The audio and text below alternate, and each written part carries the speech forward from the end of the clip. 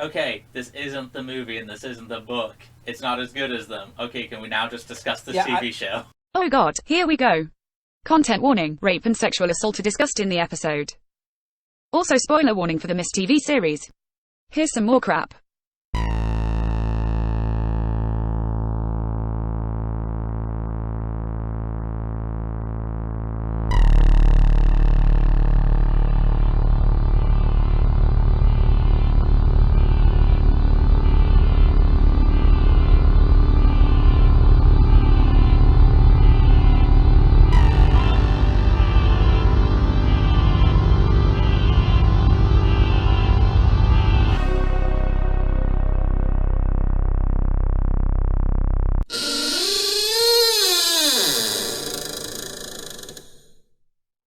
Welcome to episode 14 of The Horror of Babylon. I am Ryan, and with me as always is Daniel. Say hi, Daniel. Hi, Daniel. Today we are discussing the Mist TV series from 2018 on the Spike Network. And originally we covered this, or the first episode of it, during our episode a couple weeks ago on the adaptations of The Mist. And the original intent was we were just going to watch the first episode because we were told that it was very bad, and we honestly didn't really want to sit through 10 episodes of it because we just watched all those episodes of The Stand. We felt it would be another slog fest. Yeah. And then we both liked the first episode Yeah. more than expected. And we had a free week, so we figured we'd watch the rest of it and go ahead and give it a review. And just kind of jumping in there, I'm going to say that for me, this is another lesson in take reviews with a grain of salt. Watch things and read things and form your own opinions. I also support that. Usually I can tell if I like something in the first couple episodes, but you should at least give something a swirl, you know? Yeah, and I'm not saying that, a lot of shows are out there and people will say, well, it really finds itself in the fourth season. Yeah, no. Yeah, but I don't want to sit through the first three. We'll just skip them. And no, I can't do that either. I will also say, as horror fans, we don't have a lot of TV shows. Yeah, and I'm actually not a huge TV person. Yeah. Most of what I watch is sci-fi, fantasy, and, the occasional horror anthology series. Mm-hmm. So I was happy to watch this. And honestly, even though the quality is admittedly lower than most event television these days, mm-hmm. It kept my attention better than the majority of TV I've seen in the past few years. I would say it kept my attention better than the last 6 seasons of The Walking Dead. So yeah, I haven't watched Walking Dead in a long time. After season 2, don't bother. No, I think I've watched the first 6 or 7 seasons. Oh dang, dude, you made it further than me. Well, I lost interest when the comic book ended. Yeah. Because when the comic book stopped, I was just like, oh, The Walking Dead's over. And no, the show's still on. No, The Walking Dead's over. Yeah, it's done now.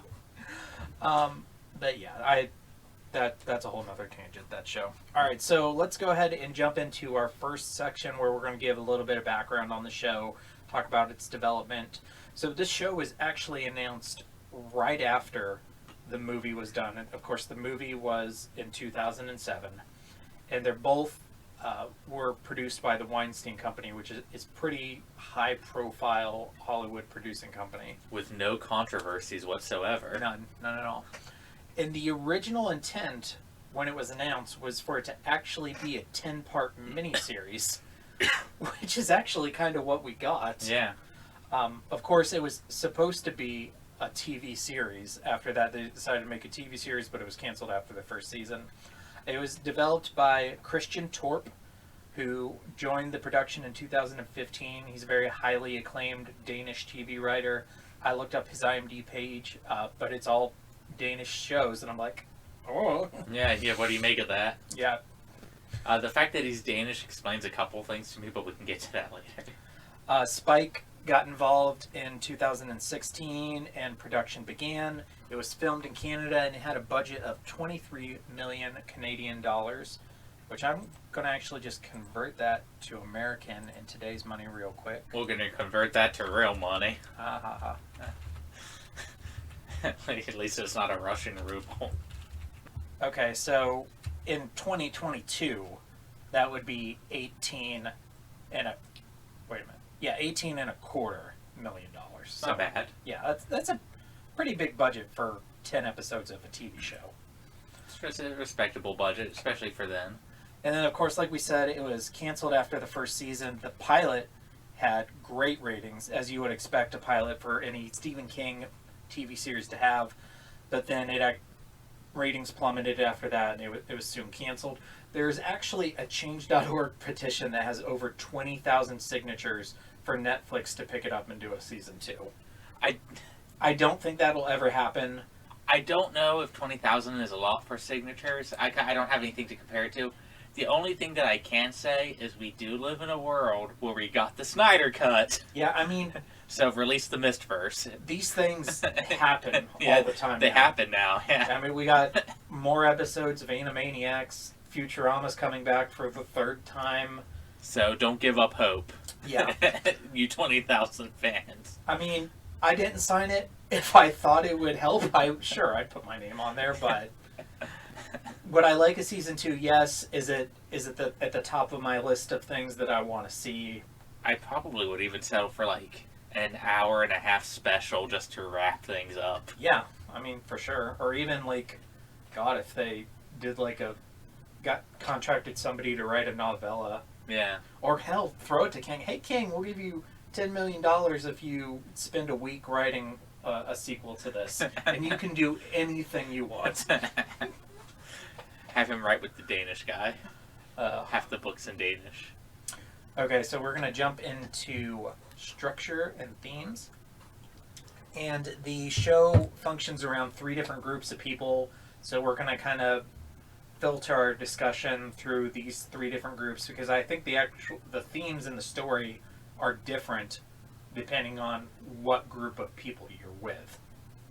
And those groups are the mall, the church, and then we have a group of people who are actually moving between different areas in the town. So we're going to start with the mall. It had a very Dawn of the Dead feel to me. The themes were very typical of zombie apocalypse type stories. There was a subdivision of groups of the survivors. There was talk about the dwindling food supply, people rationing food, hoarding food, having to make food runs to other places. There was a conflict about who should be leading the group, making rules for the group.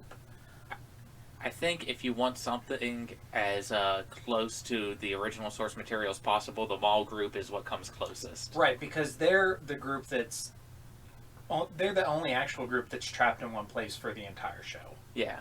Until the very And a last lot of the episode. same topics that come up happen in the mall.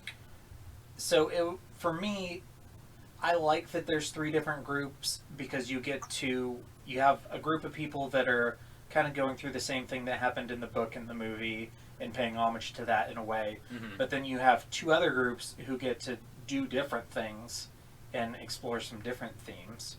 Yeah. My favorite group was the church. It had fewer tropes from your typical apocalypse type story. There was a lot of discussion between a Christian viewing of the event and a pagan viewing of the event. As I was watching it, I was remembering what you were saying about Mrs. Carmody and how you would like in a future adaptation of The Mist if they had a Mrs. Carmody who kind of went more into like the pagan territory. Yeah. Yeah, and that's kind of exactly what they did with Mrs. Raven. This was a it wasn't how I pictured it ideally, but it came so close. Mm-hmm. So I liked it. We're going to talk more about that When we get to the church members, yeah. Yeah, exactly. And then our third group is what I've titled the migrant survivors. These are the people who started in the police station, they went to the church, to the gas station, to the hospital, to various houses, and eventually at the mall. And this had more of a Walking Dead feel, or at least the early seasons of Walking Dead, where they're kind of going from place to place, interacting with different survivors. I like that the migrant group is made up of the most level-headed and trustworthy of the individuals who make the best choices in life. Yeah, for sure. I think, aside from Mrs. Raven and the priest, Mm-hmm. I really enjoyed the group dynamics in the migrant group the most. Yeah. Um, They had a lot more going on. yeah, they did. Okay, so we're going to jump into characters, and we're going to discuss our characters in those 3 different groups as well, except we're going to kick off with our 4 main characters. The Copelands, they're the main family. The dad is Kevin, played by Morgan Spector.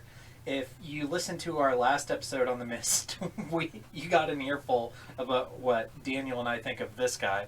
But Daniel, did your opinion on him evolve over the next 9 episodes? Not really.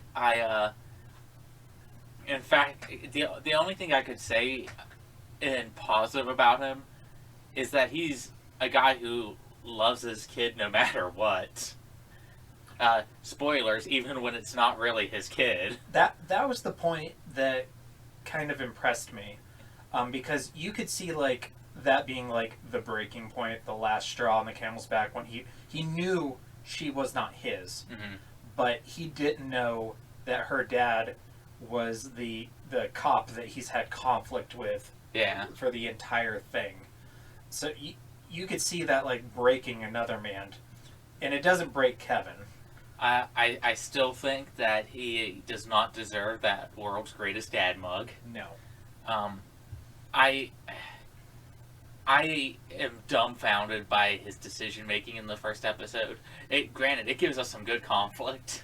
Yes. I guess I can see a dad trying to be the cool dad making the same kind of choice, but I would not want to be friends with this dad. However, if they wanted us to like the dad more, they could have had the girl sneak out of the house and go to the party. I think that's what they probably should have done, but then I think what they were trying to avoid doing was putting blame on a victim, which I don't think most audiences would have done anyway. No, I would not have blamed the 16-year-old girl. Yeah. But I think that's what they were going for, was they were trying to make it as much of someone else's fault as possible. Oh, we're definitely blaming the dad. Yeah, so now we can blame Kevin. So I guess if you didn't listen to our last episode on The Mist and you haven't seen this show, I'm not sure why you're listening, but in the first episode, their daughter Alex wants to go to this party with drinking and the football players and yada yada. And So she can be with her soulmate. yeah, her crush Jay, who we're going to talk about. And the mom, Eve, just says no without even letting the dad have a word in edgewise, which I understand that he was upset because he was cut out of the decision, but that doesn't justify him going behind his wife's back and telling his daughter she can go to the drinking party with football players and she gets sexually assaulted. Let's take out the party and the sexual assault from the equation for a minute. He went behind his wife's Yeah, back. Ryan, if your daughter wanted to do something and your wife said no, No, she's the boss. Because that's what I picture in my head when that was going on. I was like, I'm just trying to imagine if you tried to do this. No, I would never, ever. If No. not out of respect for my partner, then out of fear for my life. Yeah, I don't think any man would. Not any thinking man. Not any man that I don't know. I think we've rambled about that Okay. that aspect a decent amount. I don't think he has all that much character growth. No, I mean it's very plot driven. It's not super character driven. Yeah. It's mainly about them just surviving the situations they're in. And to his credit, he does keep himself and 3 other people alive for pretty much the whole show. Yeah. Including his daughter's best friend, who, spoiler alert, was the one who sexually assaulted her, which he doesn't know. I cannot wait to get on this character. Oh my god, Adrian. Okay, so moving on. Eve, which is the mother, played by Alyssa Sutherland. She is like kind of that Stephen King overbearing, aggressive mom, but I'm kind of on her side. Like, I'm on her side for 90% of issues. There's one major one that I think yeah, I'm against her on. Well, go ahead. She should have been honest with her daughter about her dad not being her dad. Yeah. Especially if you live in a small town. Especially if your daughter's developing a crush on somebody Who's her brother? whose, spoiler alert, it turns out to be your brother. Did you call that part too? I did not. No. I was calling a lot towards the end, but that was not one of them. And I was like, oh, okay. I thought it was going to end up being Kevin's brother was the dad. Have you seen that YouTube video where it's at the end of Return of the Jedi where Leia and Han are on the Forest Moon, and Han's like, "You love him, don't you?" And she's like, "Yeah." And he's like, "Okay, I understand. When he comes back, I won't get in the way." She goes, "No, he's my brother." And then Harrison Ford does this look, and the video edits it so it like goes into his head, and it's them making out on the Hoth base. Yeah. As soon as I found out that Jay was her brother, it went to them roller skating and making out on roller skates in my head. I was like, oh my god. I started picturing Game of Thrones. I mean, that could have been a Wincest situation. I think the show might have even gone there. If we'll get to that. This show went a lot of places that I would not have guessed. Yeah, and I think that's actually to the show's both its benefit and its detriment. But we'll get into that more. Its benefit for me. It's probably its detriment to some other people. That's what I was going to say. Benefit to guys like us who like this weird stuff. Okay. So yeah, I'm on Eve's side for most of this. She's protecting her daughter. Mm-hmm. She makes a lot of good decisions. She is a little hard on Jay. She locks him up in the basement of the mall, but she thinks he raped her daughter. So yeah, I mean, how mad at her can you be? And she also knows that they're related. Yeah. So that's like double anger. I don't imagine I'm going to rewatch this anytime soon, but I kind of want to rewatch it now just so I can do that knowing they're siblings. Mm-hmm. Yeah. Okay, so moving on to Alex, who's the daughter, played by Gus Bierney. Which, why would you name your daughter Gus? I mean, really. I don't know. That's yeah. I'm gonna blame that one on Kevin. I'm gonna say Kevin came up with the name, so we can blame him for more stuff. What did you think of Alex? She was fine. I think that she was. There's parts where I feel a little dumb. But she's also a 16-year-old. But she's also a 16-year-old girl. Like when she's starting to believe the person that she should assume is her rapist. Mm-hmm. Granted, he's not. Yeah. And at the same time, I would not be skating around with him, even if I was questioning it. Yeah, no, I think she kind of forgives him really fast. Yeah. I probably would have been more forgiving of that if this would have just been a one-season show, like they knew that they were going to be done. And they're like, well, we have to move this stuff along at a brisker pace. But they thought, I don't know when they knew it was going to be canceled, but presumably they thought they were getting a season 2. With that ending, they better have thought that. But yeah. I have things to say about that when we get there. She's serviceable, I guess, would be the word I'd use. I liked some casting decisions in this, not necessarily because I like the actors, but one, I mentioned this in the last episode, all of the high school characters look like they're in high school. Yeah, I don't know what their actual ages are, but she looked like a 16-year-old girl. And so did Adrian and Jay. They both look like high school kids. And and that's not always easy to find. And the other jock, Tyler. Yeah, we'll is Tyler on our list? I want to talk about Tyler. We're going to. Okay. We'll just put a note under Adrian for him. Tyler. That's another where I didn't think the show was going to go in that direction. I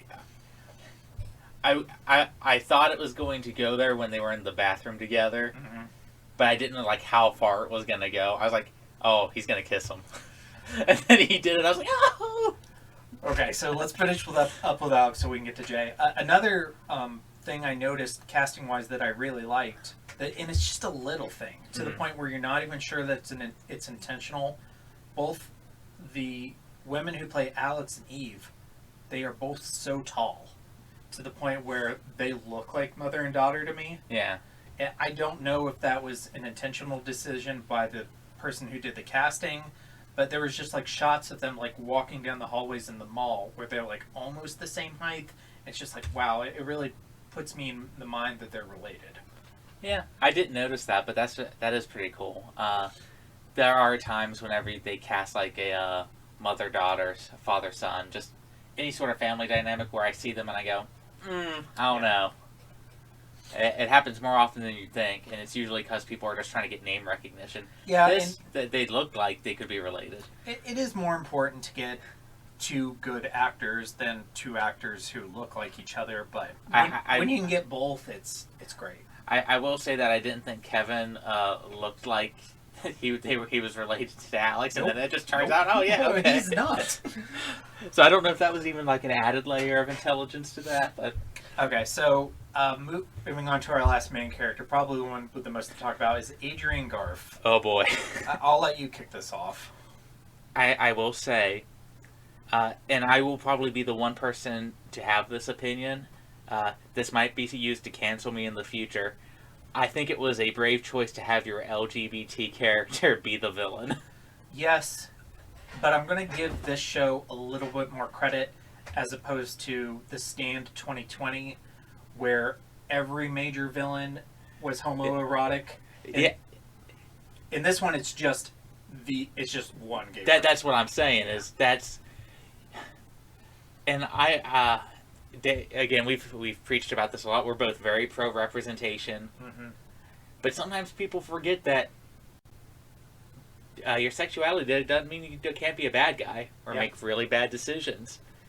And honestly, when I'm watching the show, not excusing, not forgiving, or anything like this, but I can see the twisted logic in the kid's head.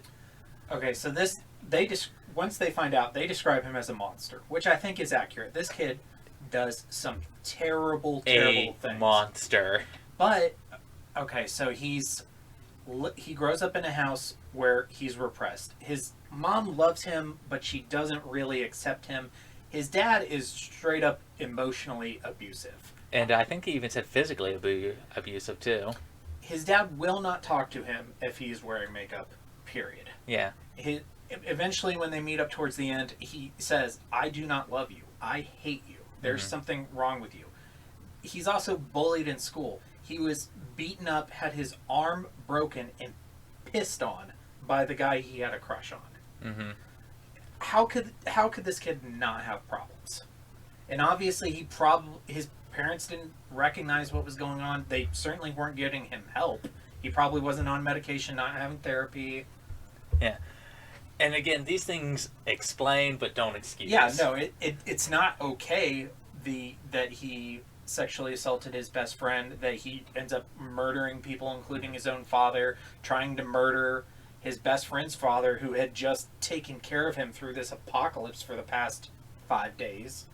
And for those who haven't seen the show and might not, his entire twisted logic is he loves this girl. He's not like in love with her, it doesn't seem, but it's his best friend, and he sees her like gravitating towards this jock who he considers the wrong group. Right. And so he sees an opportunity to frame up one of the jocks.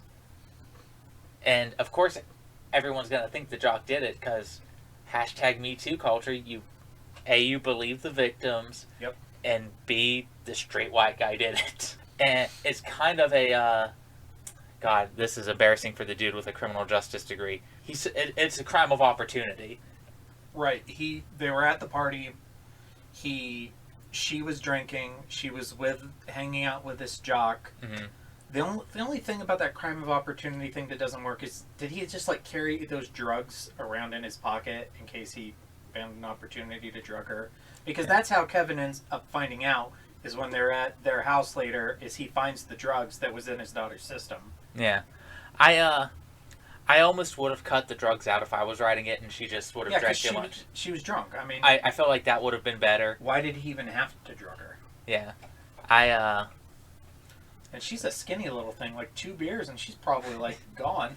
Especially if she hasn't really been to all that many parties Or any, it seemed like. Yeah, as the show suggested.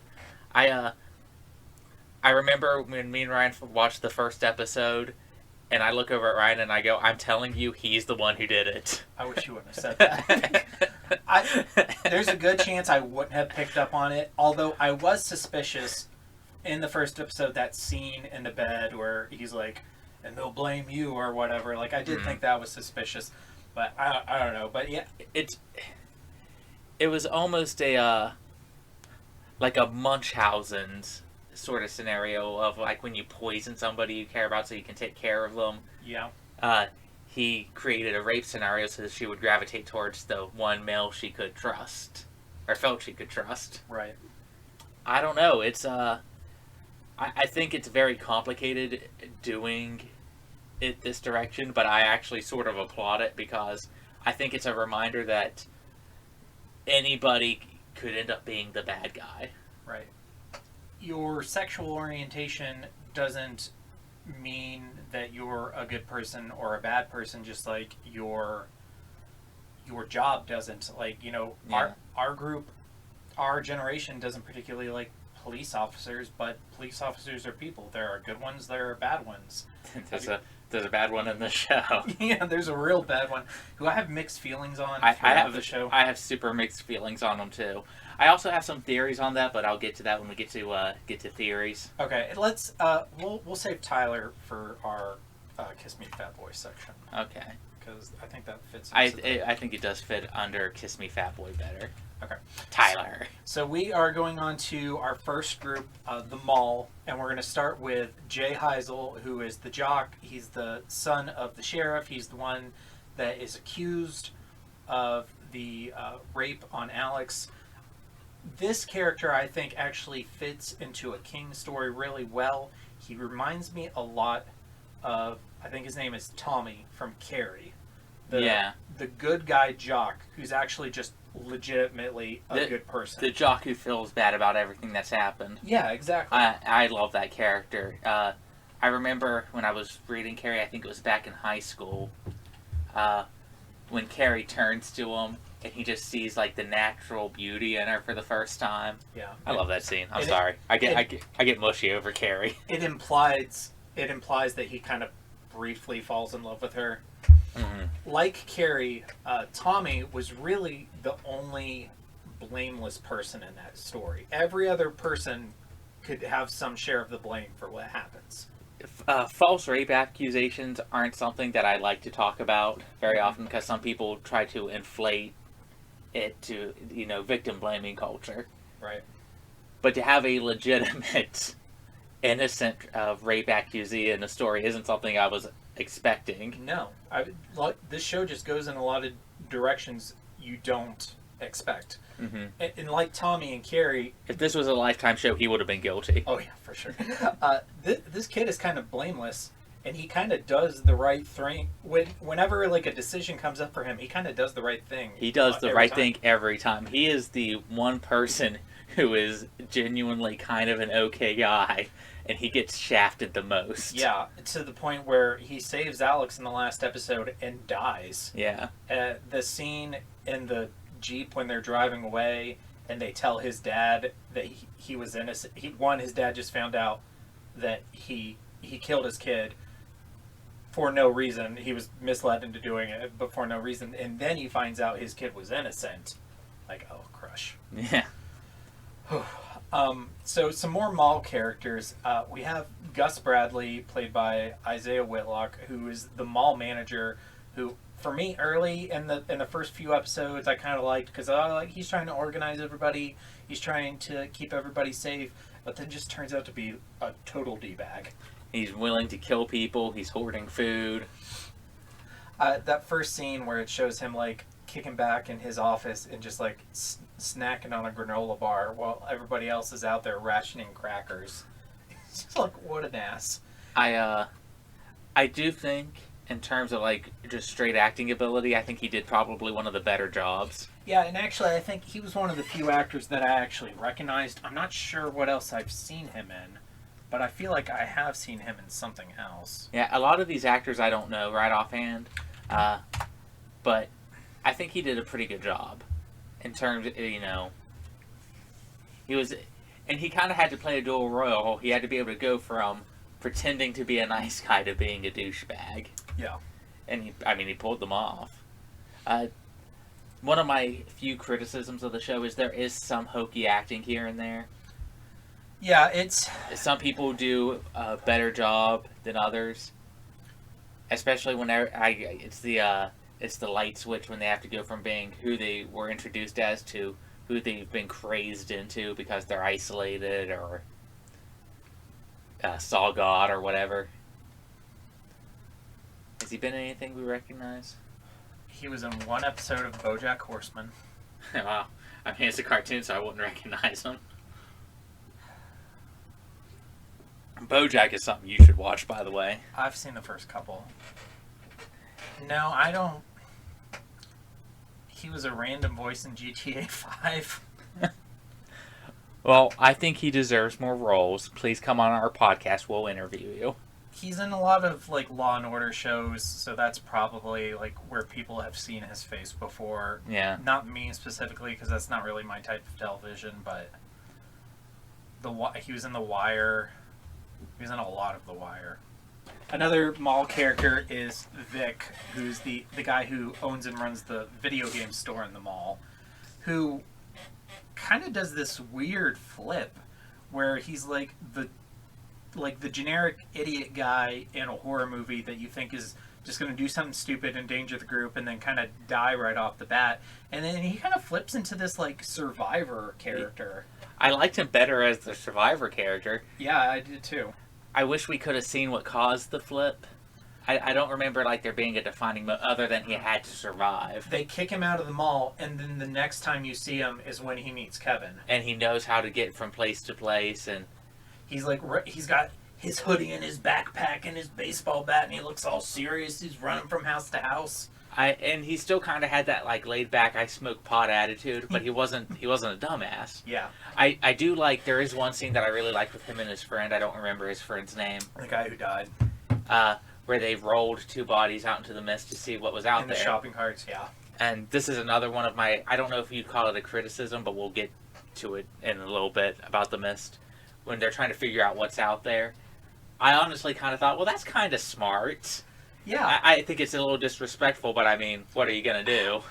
I feel like you're kind of past the point of, giving a dead body a respectable burial at that point. Yeah, I mean, it's not like you couldn't go back out and get them if the National Guard shows up. Yeah. But if you're trying to figure out, like, what if this mist had giant tentacles, and that's how they found out there's giant tentacles out there? You know, that would have been a way to do it. I'm all about using your resources, and I'm not. I know other people are, obviously, but I'm not super about, like, a dead body has to be I mean, they should be Okay, here's a great example. I listen to this podcast called This Day in History Class. It's on every day, and it tells you about something that happened this day in history. And a couple weeks ago, there was one about Charlie Chaplin's widow. Apparently, his body was exhumed and held for ransom. They dug up his body, called his wife, and said, "Hey, you got to give us $20,000 if you want your husband's body back." And she said, "It's a dead body. You guys keep it," and hung up on them. And they never, like, they kept calling her and harassing her, and she said, "No, I'm not giving you $1. He's up in heaven. You guys can keep that thing." And I agree with her. That's how you handle that situation. Eventually, the cops set up a sting and caught them that way. She like, "Okay, yeah, you meet me here, and I'll give you some money," and they got caught that way. But that's the approach I would take. I mean, like, it's a body. It's not them. It's the reason I want to be cremated, so. And then another character is the mom with the little girl who dies. She and Alex go to read at the bookstore, and Vic and his dumbass friend are trying to get the bodies back in. They leave the door open. This mist monster comes in and kills the little girl right in front of her mom. Then Alex lives, and everyone thinks she's a witch. I thought they were going to do more with Alex living, like the monster not attacking her. That never really came up again that I remember. I feel like that may have been something explained in season 2. Yeah. Maybe it's as simple as, well, it just fed on the little girl and it doesn't need to feed again. Or maybe that if you believe Mrs. Raven and the whole Black Spring thing, and this was all started because she was assaulted by Adrian, maybe because she's the victim, she's not affected by the mist. But the mist tries to attack her in the last episode. Yeah. I don't know. I feel like it could have been explored more. I was hoping it was going to be. Yeah. I definitely wondered why she didn't get attacked. I thought killing the little kid. I'm always like, oh, cool. They're actually wanting to kill the children in this horror movie. So Yeah, it was rough to watch, but not nearly as bad as something like Pet Sematary, where it's like super realistic, something that could happen. yeah, that's always painful. But I definitely like felt for the mom, and I don't blame her for like going nuts. I don't blame her for going nuts. Her trying to catch Alex on fire as a form of revenge, I thought was kind of dumb. But it gave my boy Jay more time to shine to rescue her. Yeah, he grabs the fire extinguisher and burns his hand on it. Because I saw him reaching for it. I was like, oh my god, that thing's gonna be flaming hot. Yeah, but like, what are you gonna do? Yeah, I know. Oh my goodness. Okay, so moving on to the church, which I probably thought had like the most interesting story, like in a nutshell. If you look at the three different groups individually, I really like what was going on at the church. And of course, our first character is Mrs. Raven, Natalie Raven, played by Frances Conroy. What did you think of her? I liked her. I don't know if you call it a slow descent into madness. Slow for the show. It's slow for the show. Yeah. Because even like right off the bat, she notices something's amiss whenever the animals are like fleeing. Mm-hmm. She's like the first person and she goes and does research. So they sort of set that up for it to be like her focal point. If you're gonna go crazy, this is what you're gonna focus on. And then her husband gets shot in the mist because somebody's going crazy out there. Because in this show, the mist doesn't just have things out there. If it really does at all, I have theories on that. Yeah. It makes people go nuts. Yeah. So I didn't understand that. sorry, Bixby. You're not on the podcast. But shoots her husband right on the face. That was rough. And then she's already grieving. She's already struggling.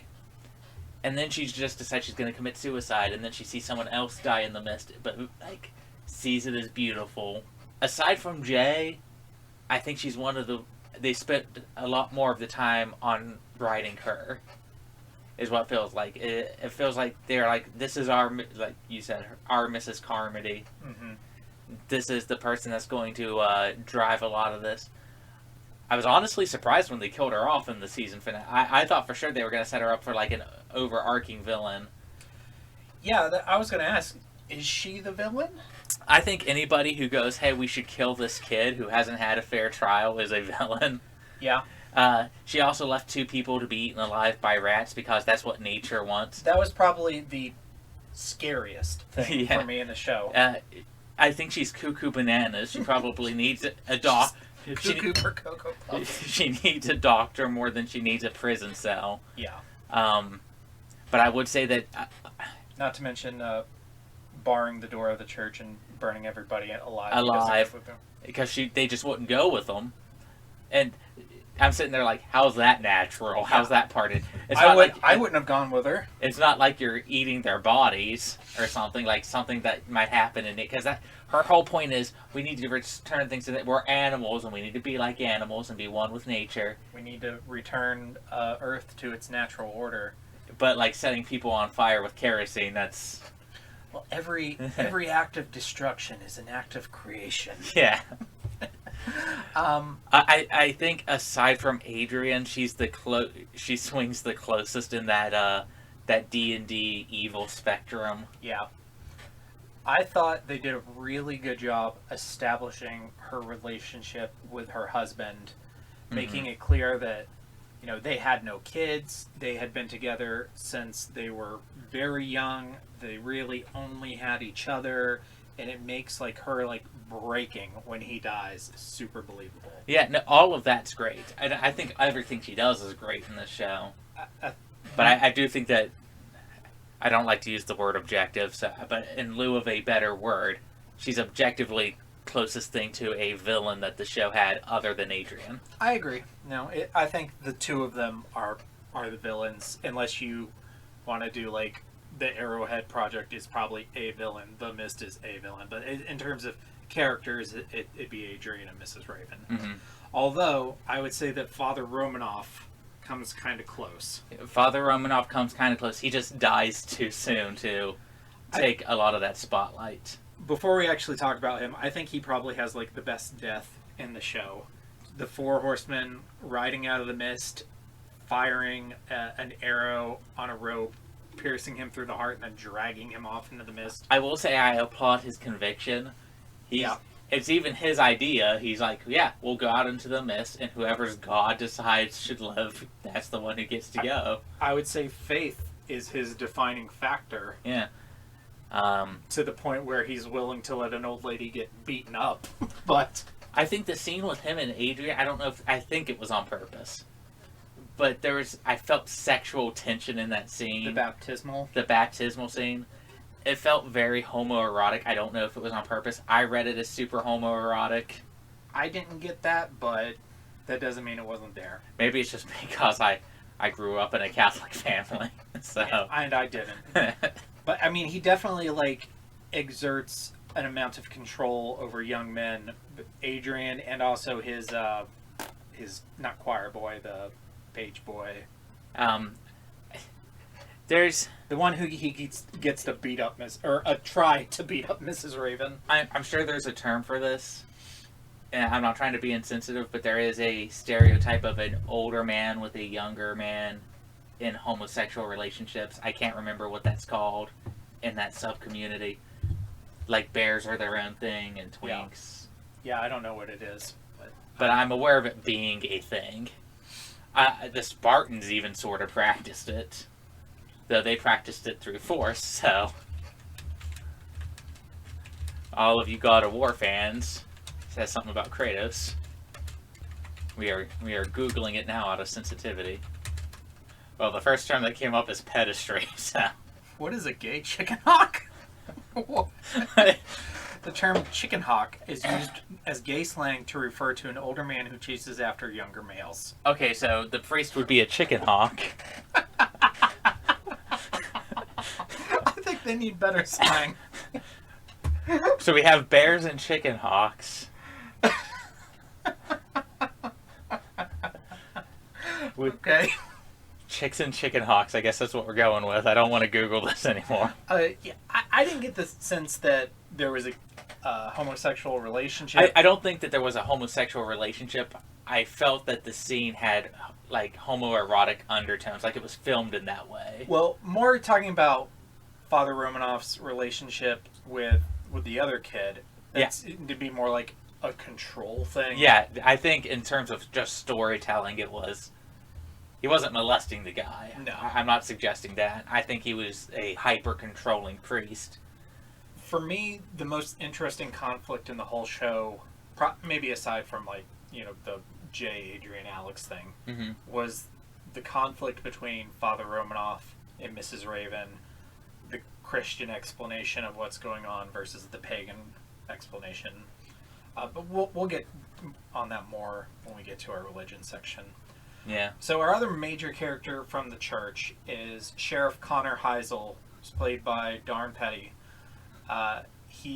Jay's dad is also Alex's dad, which you don't find out till very late in the show. An old flame of Eve's, constantly in conflict with Kevin. Originally, he's at the police station when everything starts, and he gets in his car, and he's supposed to wait for Kevin to go get Adrian and the other people, but he abandons them at the police station and goes to the church where he's at for the majority of the show. He's at the church. And for me, like, I really, really, really hated this character, like, right off the bat and for the first few episodes. And then in, like, the middle few episodes, he's in this, like, strange, like, melancholy, reflective place where you don't really know what he's going to do. And then he just kind of becomes Mrs. Raven's, like, first apostle. Yeah. To the point where she convinces him that they can solve everything by killing his son because this is the second Black Spring, because Jay assaulted Alex. By killing him, it'll undo everything, send everything back to normal. And he's like, okay, yeah, I'll kill my son. I think I would have liked him more if he would have been a little bit more questioning of her. But it's still weird, like, his character just kind of I don't want to say changes, but I have theories on that, but I'm waiting until we get to some of the later sections for it. okay, that's fine. Well, we can table him Because it kind of, it doesn't just include him, it's my theories in terms of everything that's going on. Okay. All right, so moving on to our last group of characters, which is made up of Kevin and Adrian, who we've already discussed, but then also Brian or Jonah and Mia. So just first in general, like this group of characters that's going from place to place, how did you feel about that story as it compares to what's going on in the church versus what's going on in the mall? I think Brian / Jonah's dog getting murdered in the opening scene of the show was actually sort of strong. Yeah. Amnesia is a subplot I've never been a big fan of. No. I I think it kind of works here. It kind of works, especially when they're doing the flashbacks and they're showing something that could have affected his brain. Yeah. But typically, if people ask me for writing advice, I go, Amnesia's kind of weak. That's I think a you can TV trope, I think, that's overplayed. I think you can do Amnesia for like a couple days, but in terms of like getting your whole name wrong and not being able to remember where you've been for weeks. He did get little bits of it back. Yeah. Like when he met the real Brian in the hospital. It makes it hard to get a read on his character. He seems like a good dude, but my big theory for the show is that he was going to be revealed to be the big bad responsible for literally everything. Well, So here's the thing, like, I think of all the characters we've discussed, he is the one we know the least about and would have presumably found out the most about in season 2. yeah. But that was my big theory was if it was one person's responsibility to release the mist, my guess was it was going to be him. Yeah.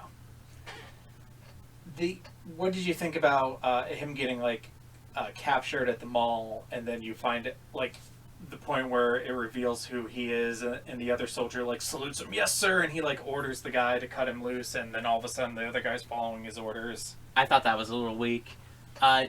Mostly just because the salute when the person you're talking to literally has no clue what's going on is a little weird. Was he hoping the salute would trigger his memories, and was he hoping that following his orders would help trigger some memories? I don't know. It was weird, but I do think it's interesting.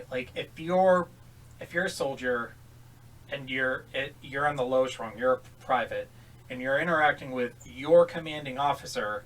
And your other two friends hung themselves. Yeah, but your commanding officer doesn't remember they're your commanding officer, but they're still your commanding officer. I don't know what the protocol is there. I don't know. I'm not in the military, so I don't know. I write about military characters a lot, but I just make up bullcrap. Just make up shit. Yeah, it doesn't matter. It's called an artistic license. Okay, and then moving on to our last character, Mia Lambert, played by Danica Kirkick. She was probably the character at the beginning that I didn't know, what the hell is going on with this character. And then she was, I say, pretty well fleshed out throughout the story. You found out a lot about her background, and she was developed not as much as some of the other characters, but more than a lot of other characters. What did you think of Mia? She was also just fine. I don't have strong feelings about her. I liked the scene with where the mist is making her hallucinate her mom. I liked her relationship with Brian / Jonah. I actually think that developed relatively decently. Now, I thought it was believable. One, you have two broken people in A high stress situation who figure out that they can rely on each other and are kind of learning to trust people. It worked for me. And it was a slower burn than Alex forgiving her supposed rapist. Yeah, I mean, they didn't really hook up until the 8th episode, I think, is when they did. She kind of asked him to run away with her. Mm-hmm. And she's like, I have all this money, what would you do? I thought that was kind of I thought that scene was cute. Yeah, and then, he gets the opportunity to go to the Arrowhead Project and maybe find out who he is. And what's going on. Yeah, right after she says, hey, will you run away with me? The next time we see each other, she's like, oh, I'm not going with you anymore. Yeah. So that kind of leads up to season 2, what's going to happen with them. Mm-hmm. Obviously, we're not going to know, but... and then, of course, if your theory is right, that he ends up being, the commanding officer of the Arrowhead Project, then what does that mean for his relationship with her? Yeah. Okay, so there are a lot of characters in this show, and I tried to cut There's our a list. lot of sub characters. Yeah, were there any other ones you wanted to talk about before we moved on? I thought Mrs. Carmody getting killed off in the first episode was kind of funny. Yeah. I think that was the most obvious, hey, we're telling our own story sort of signal. The way I heard it explained before I watched it, a Stephen King podcast they talked about it a little bit on the movie episode, and now it's obvious to me that they didn't actually watch it because they said that it's a story about the mist that takes place in the same town, just about different characters.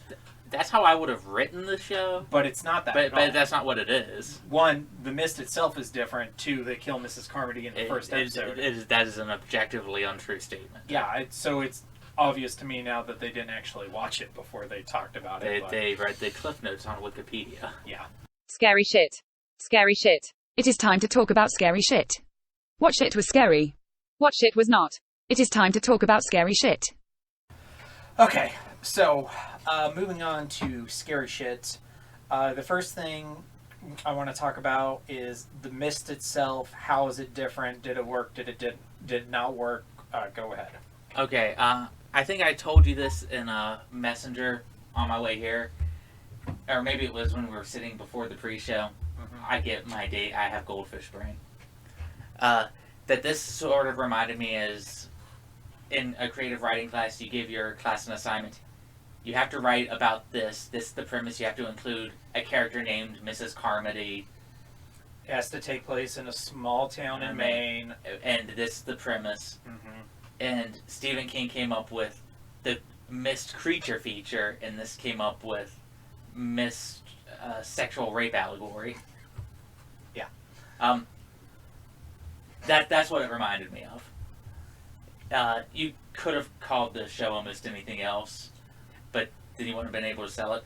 The mist itself, there's not like really creatures in this. There's not monsters. You get some animals acting sort of weird. There are like bugs. Yeah. And then maybe 4 horsemen that seem to have That seemed like that was like the priest's interpretation of what he was going to see in the mist. and it seemed to have a physical reaction, but then you don't really know because they were both in the mist. Mia saw her mom Mm. because, you know, it's kind of like Pennywise. That's her fear, was like her bad relationship with her mom. The priest is afraid of revelations, so he sees the 4 horsemen. He sees the 4 horsemen. Yeah. My biggest interpretation and my biggest fan theory is, and the only thing that kind of contradicts this, is Mrs. Carmody getting dragged out of the mist after getting her jaw ripped off. Yeah. And there's a few witnesses to that, so it's hard for me to explain this. But if you disclude that, I think everything else in the show just says that there is nothing out, it's just the mist. The mist itself is the living thing, and it's fucking with people's heads. What about the guy who had a bugbear go into his ear and then had a moth come out of his back, out of the tattoo in his back? Everybody who saw that went out into the mist. Yeah. So the mist just, they could start seeing the same things, or it could make them see whatever it wanted. And anyone who breathes in, my big theory is, anyone who breathes in the mist is permanently affected. That's why everyone in the church starts having their switches flipped. It's why characters start getting more aggressive or making poor decisions. It's not just starving. It's not just being in a stressful situation. The ninth meal. They've inhaled essentially a poison, and it's permanently messed up their mind to larger degrees the more time they spend out in the mist. That was my big theory for the show. Okay. Yeah, I like that explanation of it. I wasn't trying to overthink it. Like, it's definitely different. Yeah. Because in the book, it is a mist. Yeah, that has monsters it's a in mist that has monsters in it. Yeah. The mist is kind of otherworldly, but the mist itself doesn't really do anything. Right, and that's true in this one too. Yeah. Unless your theory is correct, then it does. Another difference is the mist kind of has tides where it's thicker and where it's weaker. Mhm. Where when it's weaker, you can kind of go out and travel more safely.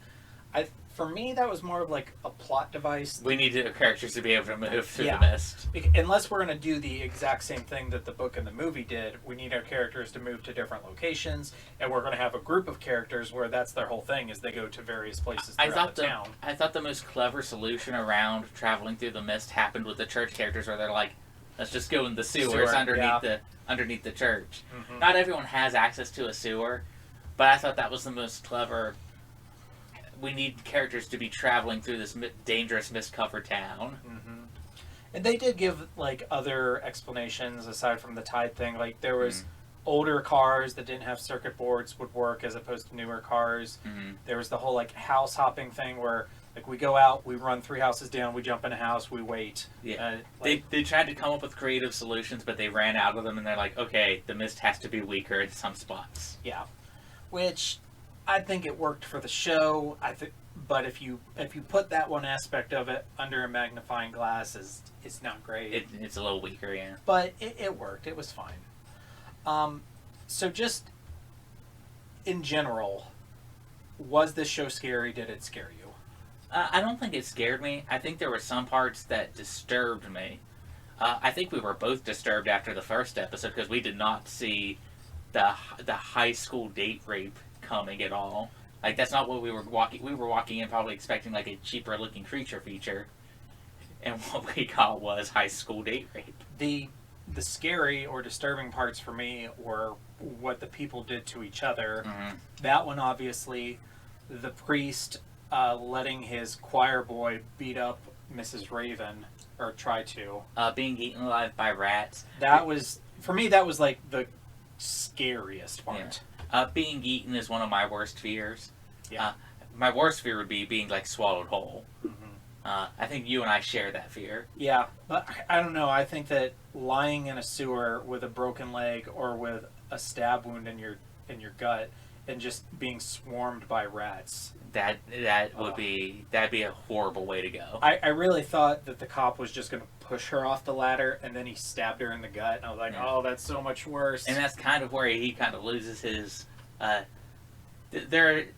a guy who's like, I think that even some of the most horrible characters can be redeemed. Mm-hmm. Sometimes redemption is going to mean that you have to spend the rest of your life in prison or something. But at that point, I'm like, you kind of making it hard for you to have a redemption arc, bro. Yeah, as a Star Wars fan, I could never say, no, characters can't be redeemed. Yeah.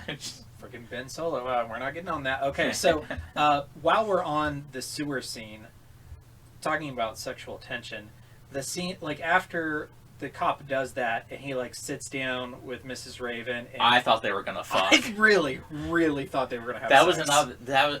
With the rat. That was another one of those. To me, it felt filmed very similarly to the baptism scene. Yeah. With a lot of sexual. I think that one was even more explicit. Very. I was like, I thought for sure she was gonna pull out her titty and he was gonna Feel start. the rat, pet it, Yeah, that's what I nurse thought. at my breast. I thought that was gonna happen. Yeah, I really did too. And maybe like in an NC-17 version, that's what they would have done. Maybe that they wanted us to think that was what happened, and maybe it did happen just off screen. Netflix picked this season up. Don't do that. Just record just that scene. And for full disclosure, we did watch the television version of this that did like bleep out the F word. So I don't know if like the DVD cut had more, but as far as I know, it didn't. Yeah. It's really hard to find tertiary sources on this show. Like if you I looked and I could not find like what they intended for season 2. no, it's hard to find anything that isn't people on YouTube just yelling that this show is trash. That's really all I could find. I honestly wanted us to open this episode with something, but I forgot to. And I was going to say, okay, this isn't the movie and this isn't the book. It's not as good as them. Okay, can we now just discuss this TV show? That's the thing is, you have to set them apart in your mind. Yeah. If you think of this as an adaptation of Stephen King's novella The Mist, it's never going to live up. It's never going to be good. And if you compare it to the movie, it's never going to... Right. For me, this is in the same realm as like Maximum Overdrive, Pet Sematary 2. Like, you just got to treat it treat it as his own separate thing and have fun. And there's some silliness to it, but there's also some good stuff in this. Yeah, I mean, there are.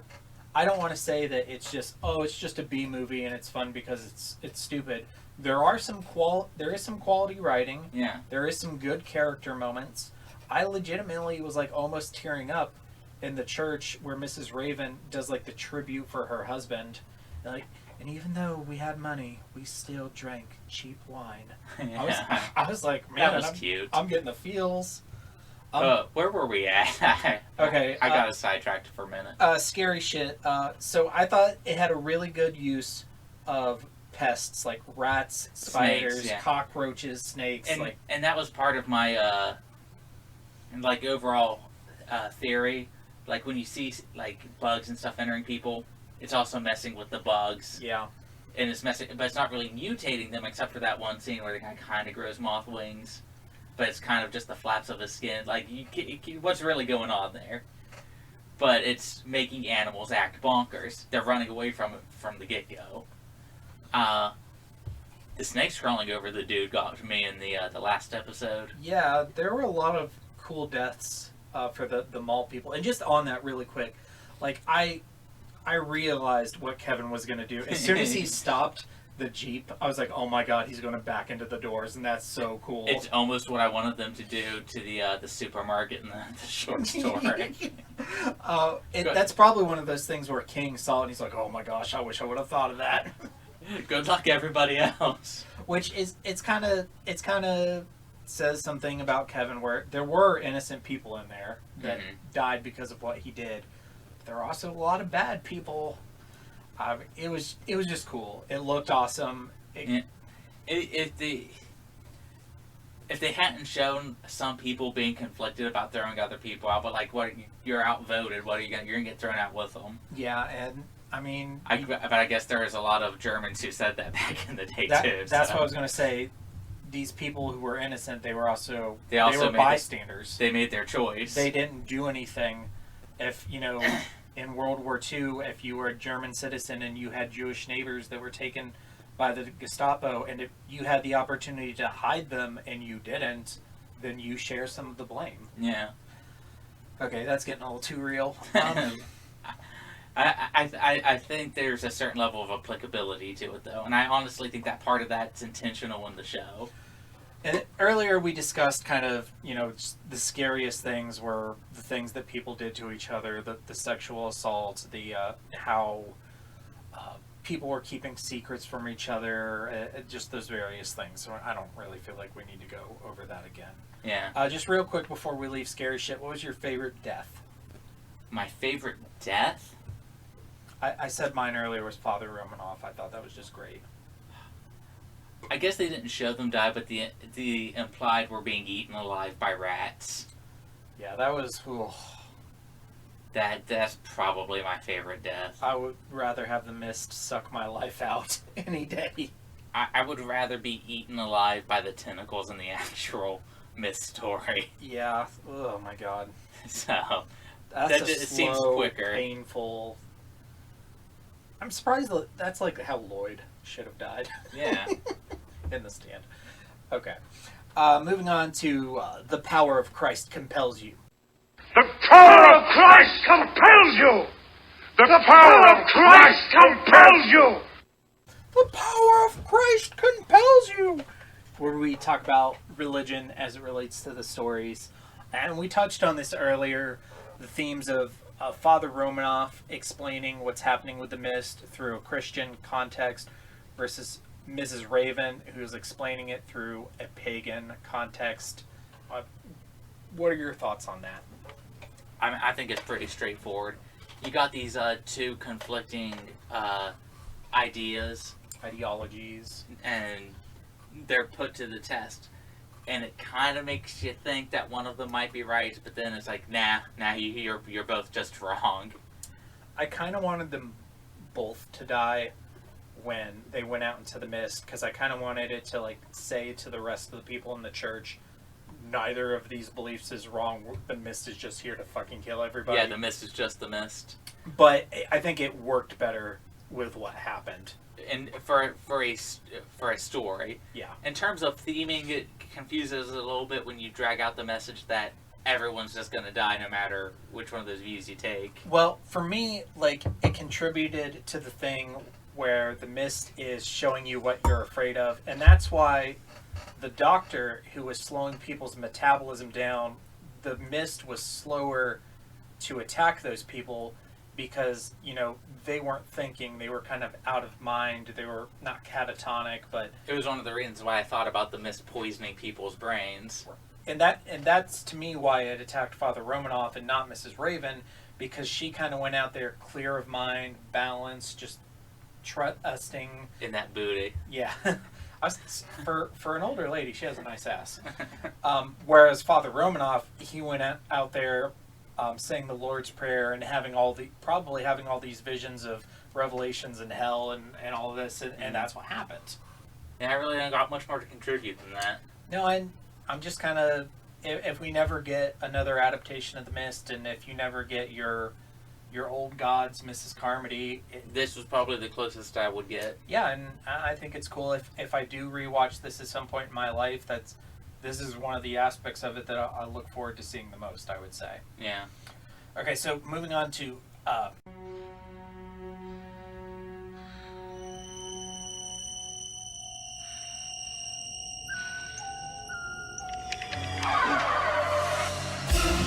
Kiss me, fat boy.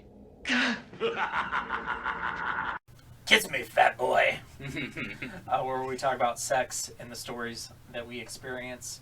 We actually had some like legitimate sex scenes in this. When the flashback of Kevin fucking Eve. Heath, thank you. I was watching that in my bedroom upstairs while everybody else was asleep, and I had to like turn the volume down because I was afraid somebody was going to wake up and think I was like watching softcore porn. I mean, because it was pretty close to a softcore porn. Yeah, no, I mean, it was, I would like to say that we've all been there. I don't know. Where a woman gets aggressive and she just tells you to fuck her harder because she's mad about something or thinking about something from her past. Yeah, like thinking about the actual father of her daughter. Yeah. Or the fact that your brother calls her a whore behind her back. So I thought, during that scene, I thought after they had sex, she was going to say, "Your brother is the real dad." I thought the brother was the real dad based off of all those flashbacks. I get that was probably an intentional red herring, though. Yeah, and that may have also been something in the writing that they were considering going with at one point, Yeah. and then went with a cop. No, yeah, maybe not everything was planned ahead of time. There's also some real side boob in that I didn't expect. Like, Yeah. well, there was more nudity than I would have guessed. It was more than I would have expected from Spike TV. Mm-hmm. Granted, I haven't watched cable television for like 10 years. No, I haven't had cable in about 10 years. Yeah. Yeah.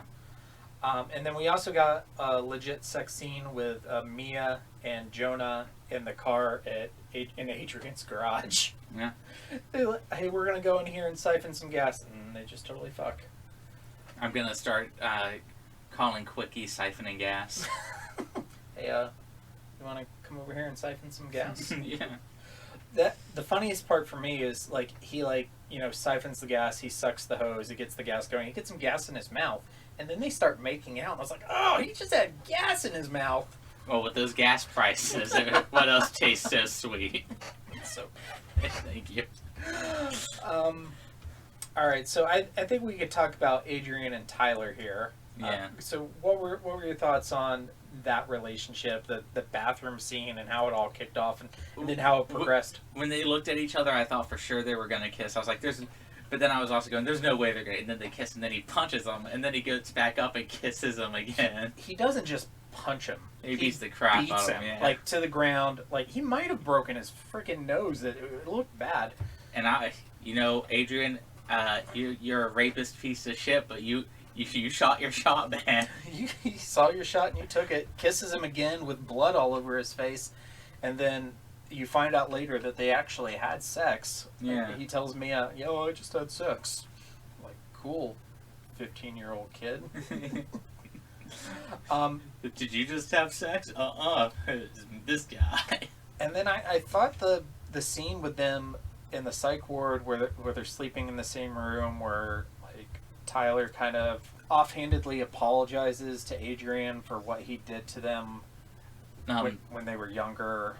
And again,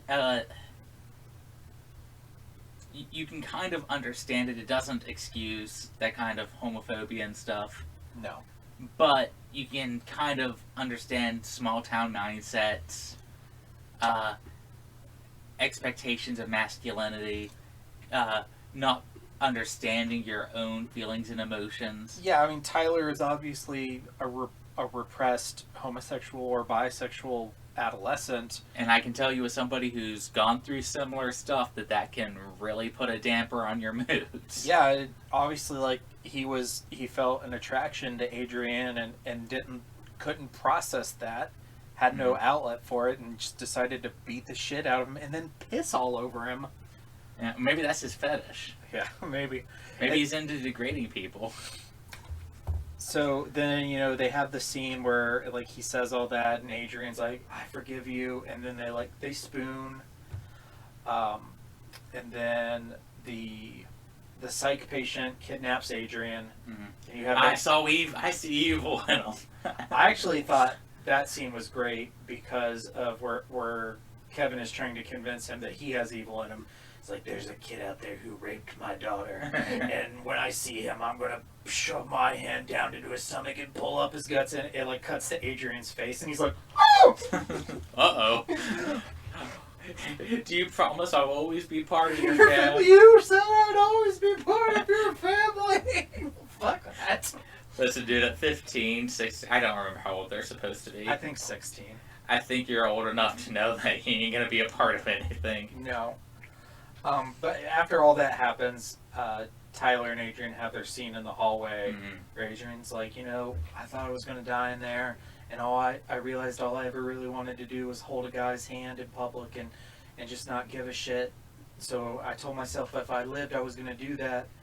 And then he grabs Tyler's hand, and he holds it for a minute, and then Tyler's just like, boop, and decides to stay in the hospital instead of going with them. Yeah, my house is closer to here. You think Tyler died?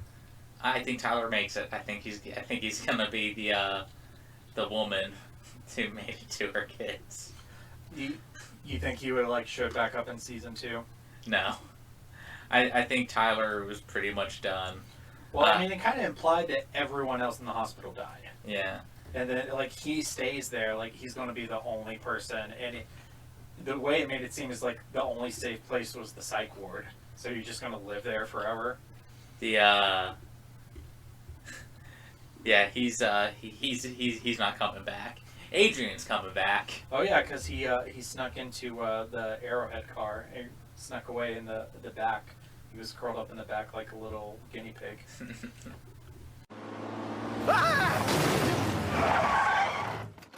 Oh my God! Are you Stephen King? No, I'm Dean Koontz. Oh.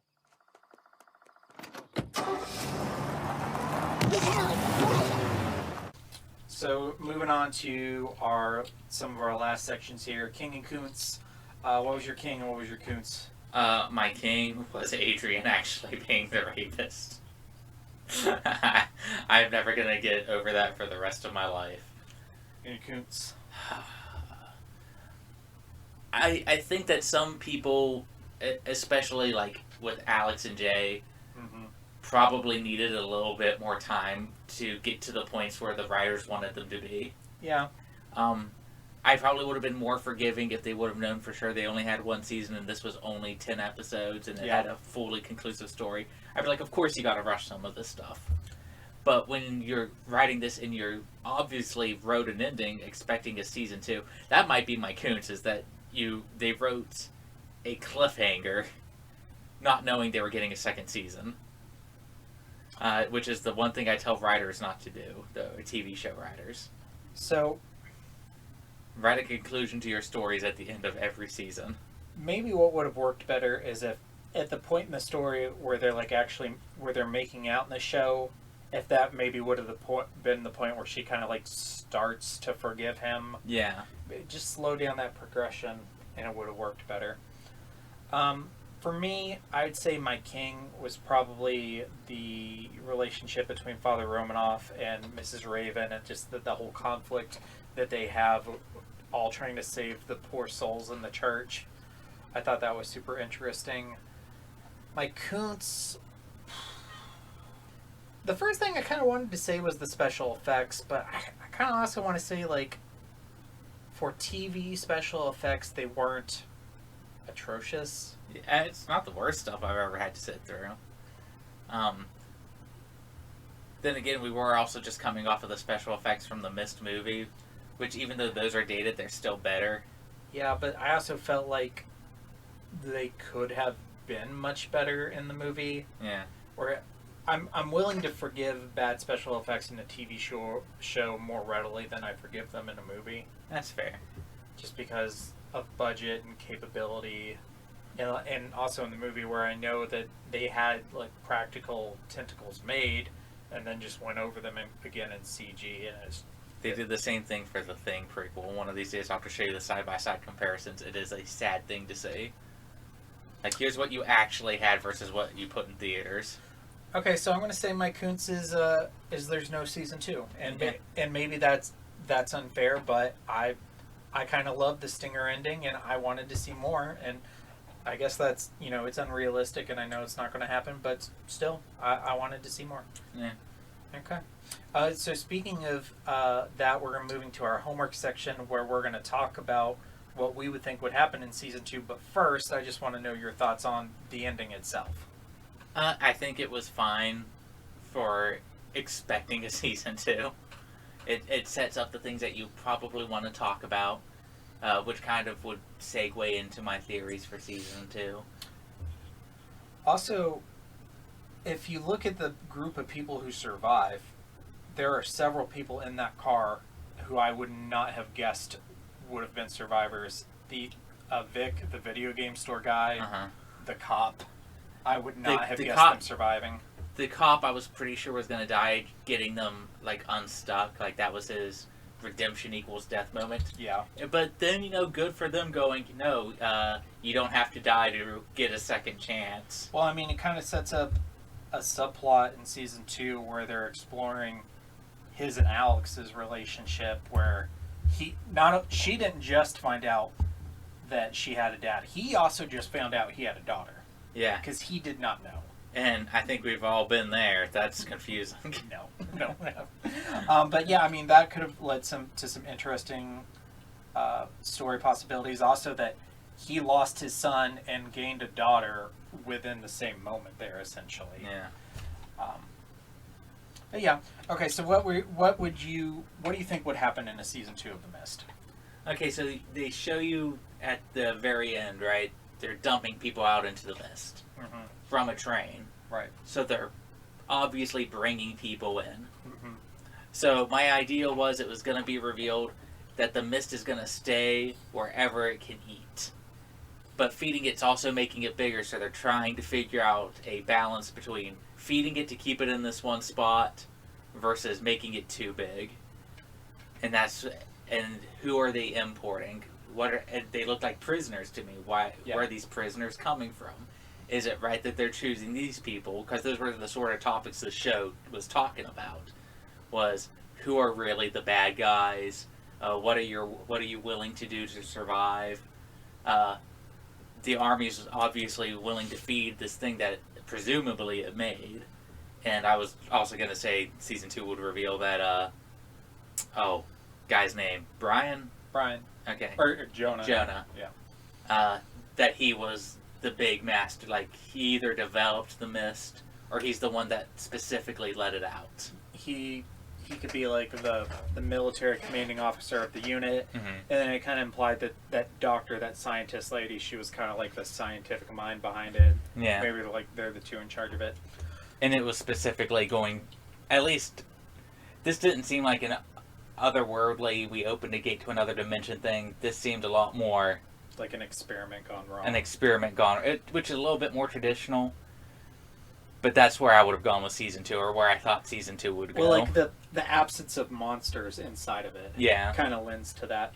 So I was thinking what if kind of went the opposite way and made it so like the military wasn't responsible for it, and it is some sort of supernatural phenomenon, and they weren't feeding prisoners into it like you said, for that reason, but using those prisoners as an experiment, and maybe they like tag these people, and they're seeing, all right, like how fast does this thing kill people if we dump like some cons in there, like how quickly are they going to die because this thing is expanding. It's 30 days from New York City. We need to know like how long people can survive in it. All right. I don't know. It was just a thought. I think probably definitely the intention was that it was the result of something the Army did. Yeah. But I would have been interested to see it going another direction, because that's kind of in the middle.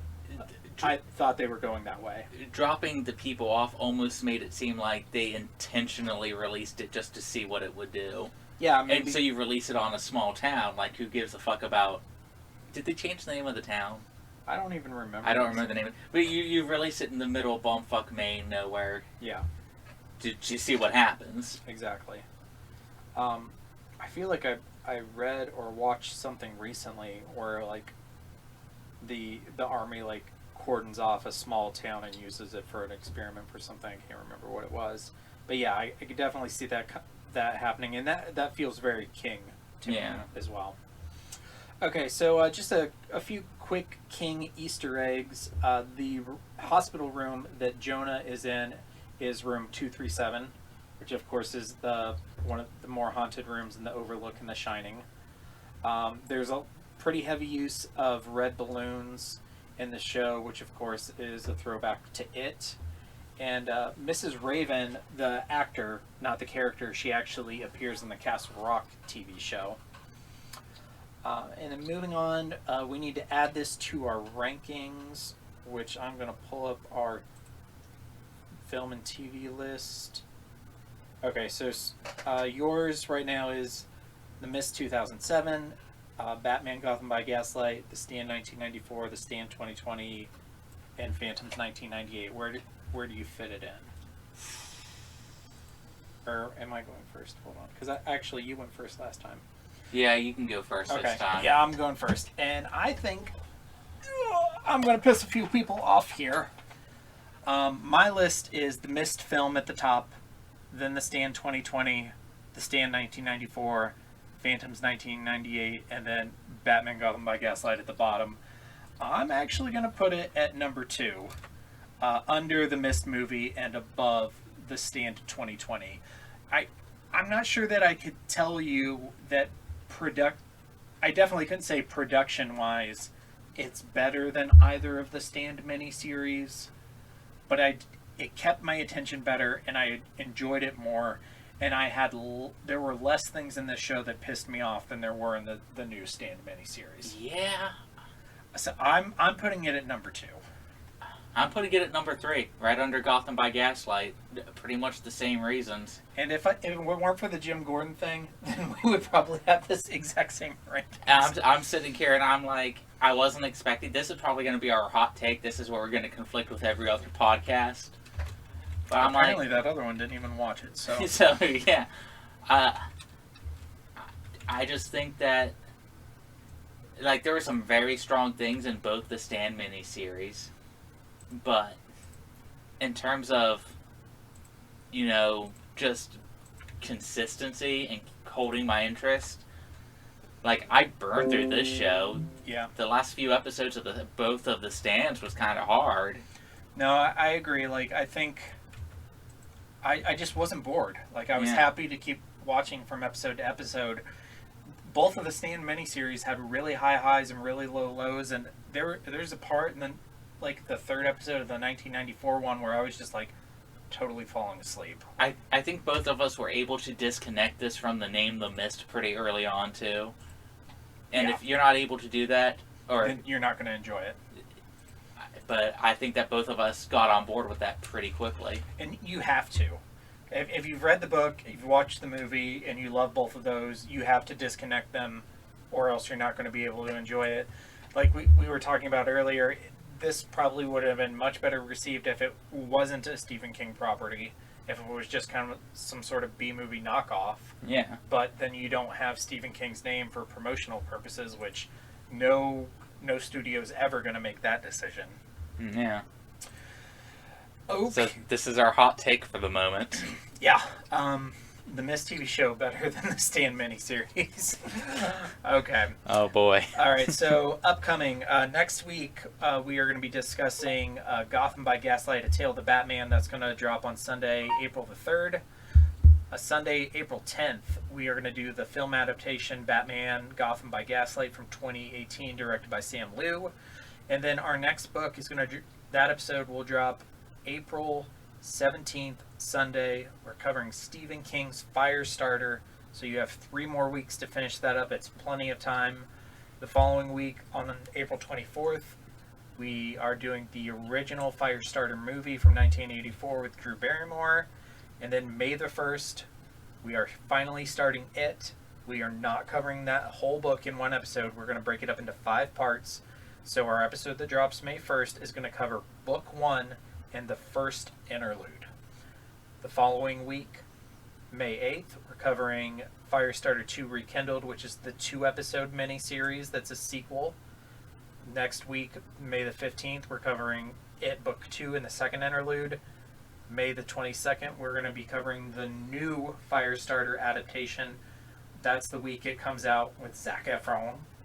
And the following week, May the 29th, we are going to be covering It Book 3 and the third interlude, and that takes us up to June. So we've got a lot to look forward to. You should be reading Firestarter and finishing that up and getting ready to pick up It. We have a lot of fun things to look forward to. It is probably going to be one of our big discussions. Yes, for sure. Well, thank you very much for joining me tonight, Daniel. Of course. Thank you, everybody, for listening, and stay scary. Stay scary, everybody. Well, that was horrendous. I would tell you boys good job, but the dryness of my sarcasm would likely evaporate all the moisture in both your bodies. Anyway, if you want to hear more of this, please subscribe to their YouTube channel by searching for The Horror of Babylon. You can follow them on Twitter at HorrorPod69. The Facebook page is under The Horror of Babylon. And on Instagram, these fools are The Horror of Babylon, one word. Reach their assuredly empty inbox at thehorrorofbabylonpodcast@gmail.com. You can also request their Discord server link via any other channel. And finally, if you are foolish enough to support this abomination financially, search for The Horror of Babylon on patreon.com. And God save your soul if you do.